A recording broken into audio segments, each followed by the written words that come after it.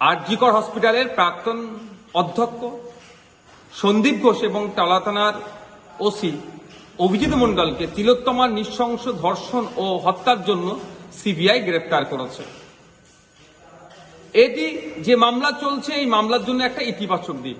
তবে শুধুমাত্র এই দুজনকে গ্রেপ্তার করলেই হবে না, এই ঘটনার পিছনে যে মূল মাথাগুলি আছে সেইগুলোকে দ্রুত চিহ্নিত করে গ্রেফতার করতে হবে। আমাদের শুধুমাত্র দাবি নয়, পশ্চিমবাংলার মানুষের অলিতে গলিতে কান রাখলে শহর থেকে মফস্বল পর্যন্ত justice for RG Kar, justice for তিলোত্তমার আওয়াজ এই জন্যই তুলছে, দ্রুত বিচারের জন্য। তাই আমরা চাইব সিবিআই সেই সমস্ত কালপিটগুলো মূল মাথা থেকে শুরু করে যারা এর সাথে যুক্ত সবার বিরুদ্ধে চার্জশিট গঠন করে কোর্টে জমা দিক এবং দ্রুত শাস্তির ব্যবস্থা করুক। এই ঘটনা যখন ঘটেছিল, কলকাতা পুলিশের বেশ কর্তারা বলছিলেন পুলিশ নাকি এই ঘটনার সাথে বা ধামাচাপা দেওয়ার সাথে কোনোভাবেই যুক্ত নয়।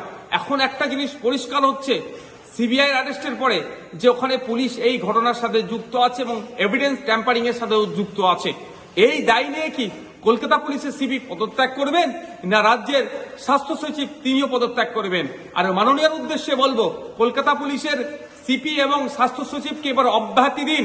তদন্তের বিষয়ে রাজ্য সরকার অথবা পুলিশ প্রশাসন যদি সিবিআইকে সহযোগিতা না করে, অসহযোগিতামূলক আচরণ করে, সেটাও প্রকাশ্য সিবিআই নিয়ে আসুক।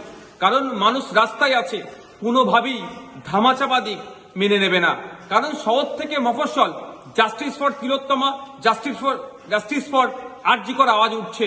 মানুষ জাগ্রত আছে, মানুষ সজাগ আছে, কোনোভাবেই ধামাচাপাকে মেনে নেবে না।